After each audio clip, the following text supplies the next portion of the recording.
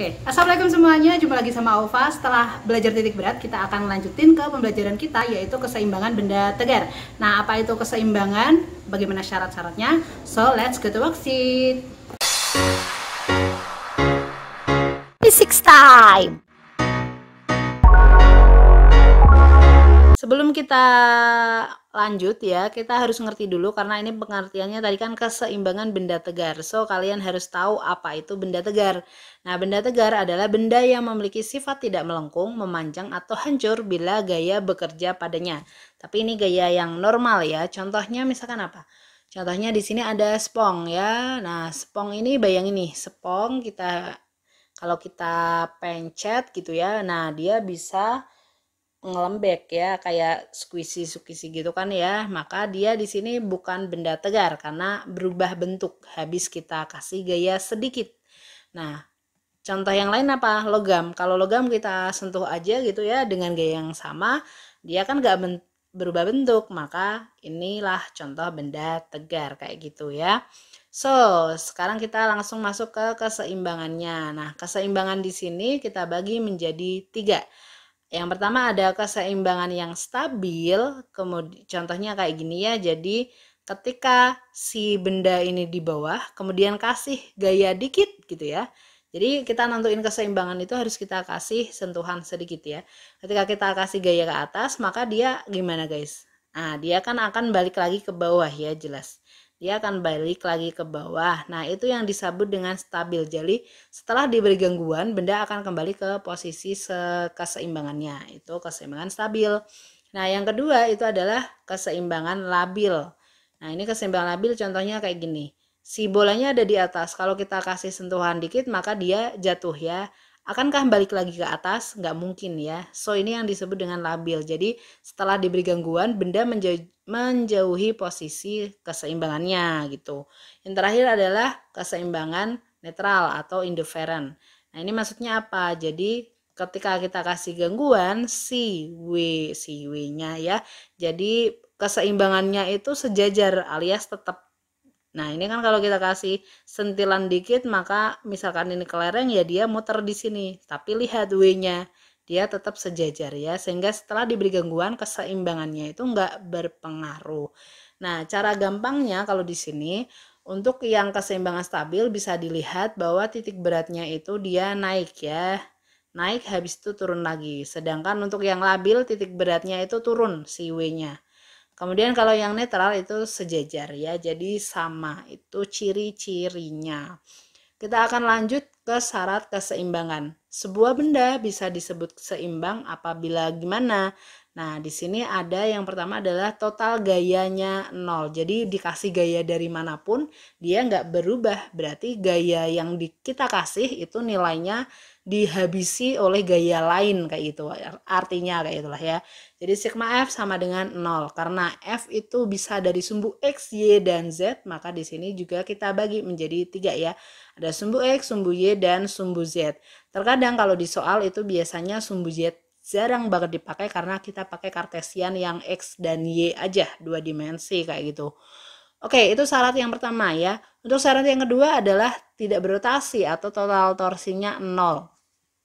Jadi kalau di translasi itu kan gayanya yang nilainya 0 ya. Sedangkan untuk rotasi itu adalah penyebab bendanya itu namanya momen gaya. Sehingga sigma tau-nya sama dengan 0. Oke, rumusnya cuma 2 ini. Tapi menurutku ini bab yang paling menantang ya dari semua di SMA gitu ya. Karena di sini bisa dari F0 dan tau 0 ini bisa kita turunin ke beberapa soal yang cantik kayak gitulah ya pokoknya. So, kita langsung ke contoh soal yang pertama yaitu tipe 3 tali. Maksud 3 tali di sini adalah ketika ada satu titik kemudian membentuk kayak 3 ya, talinya ada 3 kayak gitu. Oke, di sini diketahui masanya 5 kilo, theta 1-nya adalah 37 derajat. Theta 2-nya adalah 53 derajat. Kemudian disuruh nyari T1 dan T2. Oke, di sini aku akan nyontohin cara lama dulu ya. Jadi, cara lama di sini kita bisa nyari T1, T2, bahkan hubungan ke tiganya ya. Jadi dengan W juga. Oke, kadang kita juga bisa pakai cara cepat, nanti akan aku kasih di setelah ini. So, untuk cara lama dulu kita pakai analisis sigma F sama dengan 0. Karena kita pakai sigma F, maka kita harus gambarin gaya-gayanya. Sehingga penyelesaiannya kita gambarin dulu. Kita proyeksiin T1-nya ke sumbu X ya, jadi ke sana, sumbu Y ke sana. Oke, dengan kalau θ satunya di sini, maka θ satunya sama dengan di sini ya. Oke, ingat di sini ya matematikanya. Kemudian karena θ satunya di sini, maka the cos sin dekat pakai cos, jauh pakai sin ya. T1 cos 1 cos θ1 yang di sini yang sin ya, karena jauh dari θ. Oke, kalau kalian bingung silahkan cek ke trigonometri. Oke. So, T2 sama kita proyeksiin ada di sumbu sana dan sumbu sana. Karena ini θ2-nya di sini, maka akan sama di sini gitu ya. Nah, tinggal ini dekat berarti T2 cos θ2, yang di sana T2 sin θ2. So, W-nya ini, sehingga kita dapetin dari sigma fx sama dengan 0, ke kanan sama dengan ke kiri, atau kanan kurang kiri sama dengan 0 ya. Berarti T2 cos θ2 dikurangi T1 cos θ1 sama dengan 0. So, kita taruh aja sudutnya 53 dan 37, sehingga kita dapetin cos 53 3/5 ya, kemudian 37-nya 4/5, 5-nya bisa kita coret sehingga kita dapetin T2 sama dengan 4/3 T1. Kita keep dulu yang ini, kita ke sigma FY-nya. FY-nya berarti ke atas dikurangi bawah sama dengan 0. Sehingga kita dapetin T1 yang sin ditambah T2 yang sin dikurang W sama dengan 0. Masukin sinnya. Oke, sin 37 itu 3/5, sin 53 itu 4/5, sehingga kita dapetin kayak gini ya.